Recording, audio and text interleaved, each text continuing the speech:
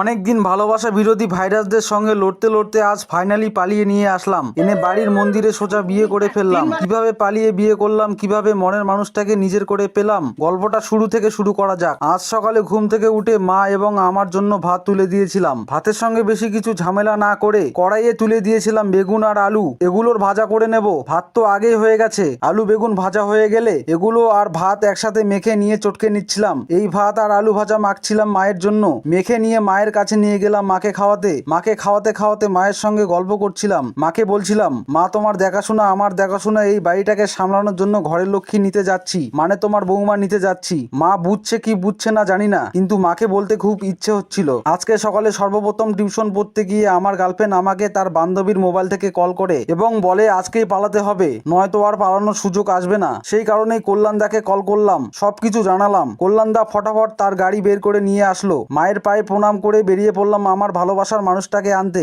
গাড়িতে উঠে নানান কথা ভাবছি যে তার বাবা মায়ের মান সম্মান ধুলোতে মিশে দিয়ে তাদের আদরের মেয়েকে পালিয়ে নিয়ে আসবো। নিজেকে ছোট মনে হচ্ছে, কিন্তু কিচ্ছু করার নেই। তার বাবা মা তার অন্য কোথাও বিয়ে ঠিক করে ফেলেছে, তাই বাধ্য হয়ে তাকে পালিয়ে নিয়ে যেতে হবে। গাড়ি চলছিল প্রচন্ড স্পিডে, কারণ সে অপেক্ষা করছে আমার জন্য। তার কাছে পৌঁছানোর আগে রাস্তায় প্রচন্ড জ্যাম লেগে গেল, আর আমার প্রেমিকা বারবার কল করতেই আছে। ফাইনালি তাকে দেখলাম, কতটা অসহায়, কতটা কষ্টে লাগছে তাকে। বাবা মা বাড়িঘর সব ছেড়ে একটা বেকার ছেলের হাত ধরে বেরিয়ে পড়েছে। অচল অসুস্থ শাশুড়ি, অন্ধকার ভবিষ্যৎ, কষ্টে ভরা জীবনে শুধু আমাকে ভালোবেসেই পা দিল মেয়েটি। এমন মেয়েকে মা লক্ষ্মীর সাথে তুলনা করলে ভুল হবে না। এমন মেয়ে পাওয়া সত্যি ভাগ্যের ব্যাপার। তার ভিতরে যে কত ঝড় উঠেছে আমি কিছুটা হলেও বুঝতে পারছি। তাকে নিয়ে আমাদের মা বল্লা কালীর মন্দিরে আসলাম, মায়ের চরণে মাথা নত করে আশীর্বাদ নিতে। মায়ের কাছে আজকে দুইটা প্রার্থনা করছিলাম, আমার মাকে সুস্থ করানোর, আর আমার এই ভালোবাসার মানুষটার সুখ শান্তিতে, ভালোবাসায় সারা জীবন নিজের করে আগলে রাখতে পারার। বল্লা মাকে প্রণাম করা হয়ে গেলে গাড়িতে উঠিয়ে সোজা নিয়ে গেলাম আমার পিসির বাড়িতে। সেখানে একজন বন্ধু ও কল্যাণদার সাথে আমার মনের মানুষটাকে রেখে চলে এলাম আমার বাড়িতে।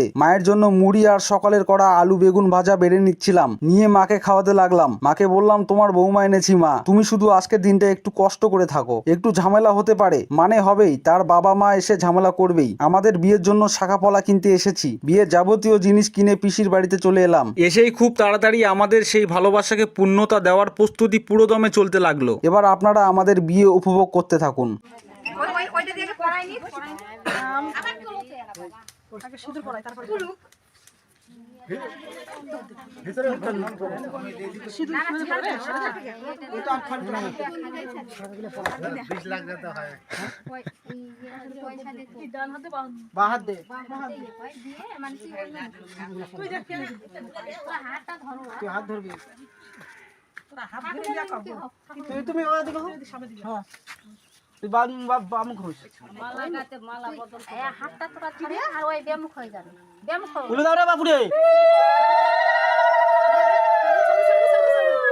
তুমি তিনবার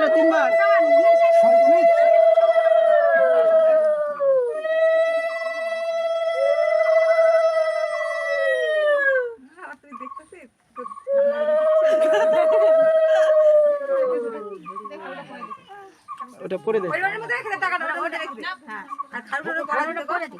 আমার হবে না, টাকা দিলেন কি হবে? জল ফু এই ডান হাতে আমার ঢুকা আরে শঙ্কর দেখা কর, কোন ধরে ব্যাকা কর না, করে ঢুকা তারপর মুখটা। হ্যাঁ হ্যাঁ দেখিস ওতে দাও না,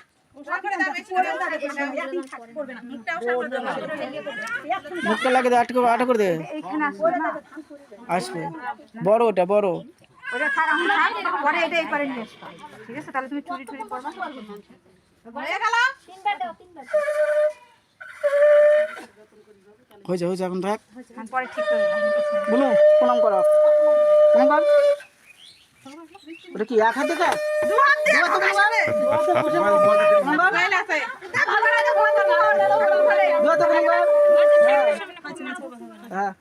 মিষ্টিটা কই, মিষ্টিটা কই, এখন হয়নি, একবার বললো তো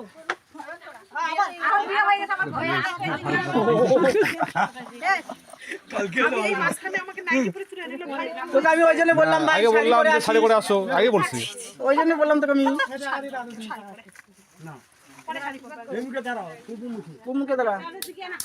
আমাদের ইচ্ছে ছিল ভালোভাবে বিয়ে করার, কত স্বপ্ন ছিল আমার রানীকে তার বাবার বাড়ি থেকে তার বাবা মায়ের আশীর্বাদ এবং তাদের সম্মতিতেই বিয়ে করে নিয়ে আসবো। তা আর হলো কই? সব আশা কি আর পূর্ণ হয়? ভালোবাসার মানুষকে নিজের করে পেয়েছি, এটাই অনেক। এটাই বা কজন পায়? এতক্ষণ ধরে যে আপনারা যে ভিডিওটা দেখলেন, এই ভিডিওটা আমাদের বিয়ের মানে আমাদের কি বলবো এখন, যাই হোক আপনারা বুঝতে পেরেছেন কি বলতে চাইছি।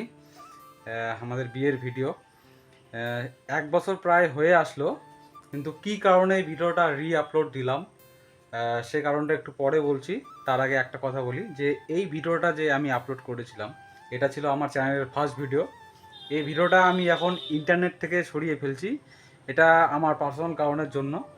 আর এখন যে ভিডিওটা আপলোড করলাম এটাও হায়েস্ট 3-4 দিনের মধ্যে আমি ডিলিট করে দেবো ইউটিউব থেকে, আর এই ভিডিওটা আপনারা দেখতে পাবেন না। আর এই ভিডিওটা মোটামুটি 6 লাখের উপর ভিউ এসেছিলো এবং ধরতে গেলে আমার চ্যানেলের ভাইরাল ভিডিও, এবং প্রথম ভিডিও এটাই একটু মানে ভালোই ভাইরাল হয়েছিল। আর তার আগে যে আমি ভিডিওগুলো করতাম মানে প্রথম যে ভিডিওগুলো করেছি ওগুলো ছিল হচ্ছে এমনি চ্যালেঞ্জ ব্লগ, মায়ের সঙ্গে ভিডিও শ্যুট করতাম এসেই। তারপর মায়ের অসুখের পর আমি মায়ের সঙ্গে যে আমার যে প্রতিদিনের যে জার্নি ছিল মাকে সুস্থ করে তোলার, সেই জার্নিটুকু আমি দেখিয়েছিলাম। তারপরে আমার লাভ লাইফ তুলে ধরেছিলাম ছোট্ট করে। তারপর এই ভিডিওটা একমাত্র লং ভিডিও ছিল বড়, যেটা আমি ইউটিউব থেকে হটাতে চলেছি। এটা রাখবো না ইউটিউবে, এটা অনেক পার্সোনাল কারণ। অনেকে হয়তো আমার ফিলিংসটা বুঝতে পারছেন যে কী কারণে রাখবো না, অনেকে হয়তো বুঝতে পারছেন না। যারা বুঝতে পারছেন না তাদের আমি প্লিজ আমাকে ক্ষমা করবেন, আমি বোঝাতে পারবো না কী কারণে। আর এই ভিডিওটা আর একটা কারণ আছে এই ভিডিওটা আমি আপলোড দেওয়ার, সেটা এখন বলছি। যে আজকে হঠাৎ একটা ছেলে আমার থেকে বয়স কম, মানে বেশি কম না, ওই 1-1.5 বছরের কম হবে, সে আমাকে বলছিল যে ভাই, ভাই করেই বলে, বন্ধু হিসাবেই বলে, বলছিল যে হচ্ছে কি করা লাগবে, কি করতে হবে একটু বুদ্ধি দে যে আমি নিয়ে আসবো। আমি ওকে বলে বোঝাতে পারছি না যে এটা আমরা কত বড় ভুল করেছি যে পালিয়ে বিয়ে করে। ওকে তো বোঝাতে যাবে না, কারণ আমি নিজেই করেছি, আমি নিজেই ভুলটা করেছি, ওকে কীভাবে বোঝাবো, বোঝাতে পারছিলাম না। তাই বলছিলাম যে দেখ ভাই, আমার সিচুয়েশন আমার পরিস্থিতিটা একদমই আলাদা ছিল, তোরও আলাদা, কিন্তু হট করে কোনো বাবা মায়ের মনে কষ্ট দিয়ে নিয়ে আসিস না, পারলে নিজে কিছু কর, এখনও তোর টাইম আছে। ও বলছিল যে এখনও 1-1.5 বছর আমার টাইম আছে, তার মধ্যে যদি কিছু না করতে পারি তাহলে ওকে আনতেই হবে, নাহলে ভালোবাসাকে হারিয়ে ফেলবো। দেখ, আমি বললাম যে ভালোবাসা হারানোটা খুব দুঃখজনক ব্যাপার, এটাও ঠিক যে পরবর্তীতে যখন ওর সঙ্গে তোর মানে ওর বাড়ির সঙ্গে তোদের বাড়ির সম্পর্ক ভালো হবে, তখন একটা নিজের মনের মধ্যে একটা গিল্টি ফিল হবে, যে গিল্টি ফিলটা আমার এখন হয়। এটা খুব একটা লজ্জাজনক ব্যাপার, ওটাই ওকে বলে বোঝাতে পারছিলাম না যে ভুলটা কারণ আমি করেছি, ওকে কীভাবে বোঝাবো। তাই ওকে বলছিলাম পরিস্থিতি সবারই আলাদা থাকে, তুই নিজে ভাব, নিজে কর, আমাকে প্লিজ এগুলো বলিস না। আর এগুলো আমি সবাইকে বলতে চাই, এই বিষয়ে আমার থেকে কোনো জ্ঞান নেবেন না, কারণ একদমই জিনিসটা আমার পক্ষে একদমই আলাদা ছিল। ওকে আমি ভালোবাসতাম, আমার পরিস্থিতি অন্যরকম, আমি একাই পেরে উঠছিলাম না, তাই ওকে আমার প্রয়োজন ছিল। তাই আর ব্লগার হিসাবেই আমি এটা ছেড়েছিলাম। অনেকে তখন ছাড়তেও বলেছিল যে বিয়ের ভিডিও, আর এটা একটা অন্য টপিকের ভিডিও ছিল বলে এতটা ভাইরাল হয়েছিল। তাই ভাবছি যে ভিডিওটা এখন ডিলিট করে দেবো। আর আপনাদের কাছে বা আমার থেকে যারা ছোট হবে তাদেরকে একটা কথাই বলবো, প্লিজ আমার থেকে এই বিষয়ে আর জ্ঞান নিও না। আমার এখনও গিল্টি ফিল হয়, তোমাদেরও হবে। চেষ্টা করো নিজে কিছু করার, আমি এটা বলবো না যে চেষ্টা করলেই হয়, কিন্তু চেষ্টা করো, যদি না হয় তাহলে পথ বেছে নিতে হবে। কি বলবো, এখন জেনারেশনটা এরকমই হয়ে যাচ্ছে, নিজের ভালোবাসার মানুষ ছাড়া অন্য কাউকে বিয়ে করার পর সম্পর্ক টিকছে না, বা অ্যারেঞ্জ ম্যারেজ হচ্ছে না, অনেকে মেয়ে পাচ্ছে না। এটা সত্যি, এটা বলতে বাধ্য হলাম। এখনকার দিনে মেয়ে পাওয়া খুব কষ্টকর ব্যাপার, যারা ভালো ছেলে তারাও পাচ্ছে না, যারা ছাপড়ি টাপড়ি এই সেই এগুলো বলা উচিত নয়, তা বলছি, তারা পাচ্ছে। তাই বলছি নিজের ভালোবাসার মানুষকে ধরে রাখতে গেলে এই পথ বেছে নিতেই হবে, কিন্তু চেষ্টা করো এই পথটা বেছে না নেওয়ার যতটা সম্ভব হয়। এটাই বলবো, ভালো থাকবেন, সুস্থ থাকবেন। দেখা হচ্ছে আবার কন্টিনিউ ব্লগে আমার। আর এই ভিডিওটা এটুকুই রাখলাম। বাই।